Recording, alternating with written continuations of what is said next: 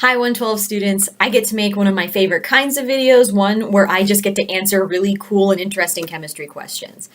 This is the last in the end of semester videos that I'm releasing, and this one is essentially just for fun, but I had some really cool questions that I'm going to answer for you today.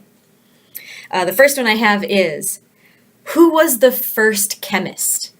Well, the first chemist is probably a lot older than you would expect. Her name was Taputi, and she was a member of the palace in Mesopotamia in 1200 BC. She was a perfume maker, and we call her the first chemist because she used a number of solvents, including water and alcohol, to distill the essences and the oils out of the natural materials for her perfumes. Beyond that, she recorded all of her work and she trained other people to do it. So in a lot of ways, she was the very first chemist. The next one I'd like to address. What is the most important thing to take away from this year that will help in future courses? If you're talking about courses in general, this would be the problem solving and critical thinking strategies that we worked on, how to analyze a word problem, figuring out your start and your end points, and how to get from point A to point B. For your chemistry classes in particular, if you can really bring with you stoichiometry and unit factor analysis, those are probably the two biggest ones. For organic chemistry next year, you'll want to take another look at molecular structures and recognizing polarity. But that's my advice. Does chemistry ever not build on itself? No. From now on, you're going to be finding out that your chemistry classes become even more enmeshed with each other every year. In organic, you're going to come back to electronegativity and Vesper theory and stoichiometry. In inorganic, you're going to come back to periodic trends and even more stuff about electronegativity. You're going to bring in redox. In P-Chem, we're going to go back all the way to the fundamental structure of the atom and building it back up from there. So it's only going to get more interrelated. But don't worry about that, because as we build on your knowledge, you're going to be building all of these new relationships that will help you see chemistry as an integrated whole. It gets very fun. Which brings me to, why is chemistry so weird? And I said this about Y equilibrium too. It's because nature doesn't sit still and look pretty. The universe around us is a massive, complex chemical machine. And we are trying to figure out how it works with the chemical equivalent of a bent paperclip.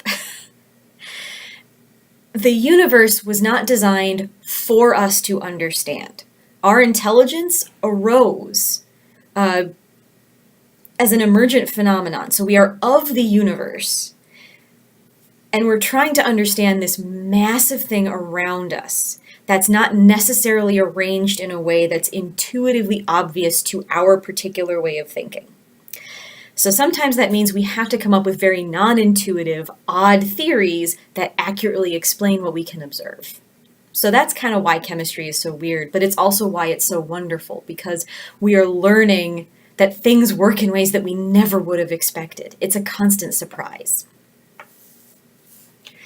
Making this a little more concrete, how do we further consider the interface between biology and chemistry?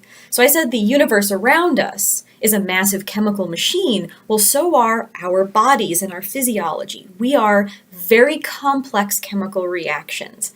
And you can start by understanding these chemical reactions at the micro scale. So how does that glucose get oxidized by that enzyme? How does ATP fuel this particular process? And start building up the complexity from there. So you can start with very organic chemistry understandings, like how does this particular one transformation occur? Then you can move into biochemistry, which is a broader study of the molecules of life, proteins, sugars, DNA, RNA, lipids, understanding their chemistry and how they interact. Then you can move up even higher in complexity to molecular biology, where now you're not so concerned about the nitty-gritty details of a particular chemical mechanism, but you're interested in how does this protein embed itself in this cell wall? How does this virus interact with this receptor protein to make infection happen? And there you keep going higher and higher until you get into things like microbiology and you're firmly in biology territory. But there are chemical tools that we can apply at all of these different sophistication scales and complexity scales. That's how we start attacking the chem-bio interface. And this leads me into some real-world application questions. So, what are some core concepts I can use from this class in my everyday life? Well, first off, the way that we learn to look at problems and figure out how to solve them, and the ways we learn to do idiot checks on our solutions. Those are just critical thinking skills that you can apply anytime you've got a problem to solve. Figure out, what do I have? What do I need? And then once you think you have a solution, do an idiot check. Make sure, does this make sense? From a stoichiometry standpoint, cooking, medicine dosing, anywhere where you have to think about a recipe and how the components of that interact. These are places where you can use your stoichiometry. You can also use your acid bases. If you add, say, too much lemon juice to your dinner, you can add a little bit of fish sauce, which has a base in it that will neutralize that acid. You can also do this in cleaning. So if you have, say, a protein-based stain, well, proteins can be eaten up by different types of chemicals. So you might try treating it with some hydrogen peroxide to oxidize it and chew it up. You can use it in terms of crafting as well. If you're working with paints or glues, there are chemical concepts in there that you might want to think about. You know, your super glue might cure really well on a humid day and not so well on a dry day. These are things where chemistry can help you. And also got a request for just what are some useful real-world applications of chemistry. And honestly, they're everywhere. Any type of industry that makes a product, like physically makes it, has a chemist employed in there somewhere. So pharmacy, plastics, food science. Food science is full of chemistry. Art conservation and creating art are all full of chemistry because you need to understand how the pigments work together, how an oil paint cures, how that oil paint ages, how it can be safely cleaned or safely repaired. Also things like brewing and distilling, so making beer, wine, liquors, all of these require a chemistry knowledge. So basically, if there's something you're interested in, there's some facet of chemistry that applies to it. And to build off of that, are there any chemistry opportunities for people who don't have a chem degree? So if you're not leaving here with a chem degree, there are still ways that you can be involved in chemistry. One way you can do it is to look at the citizen science movement. If you go to SciStarter, SciStarter is a tool run out of the Royal Society of Chemistry that's meant to hook up interested people with citizen science opportunities that they are interested in. Citizen science is the movement by which people without science degrees get involved in science research. You can also look at volunteering at your local libraries or your local science museums to help facilitate demo shows or classes or whatever they're doing. So there are things that you can do to keep going in chemistry. And the last one I want to talk about is, have you always loved chemistry? And the easy answer to that is yes. The more complex answer is, but I didn't always love it the most. Growing up, I loved science in general, and I happened to take some really good chemistry and physics classes in high school that I enjoyed a lot. So based on my upbringing, when I entered college, I was originally pre-med. I thought I was going to go and get an emergency medicine degree and practice.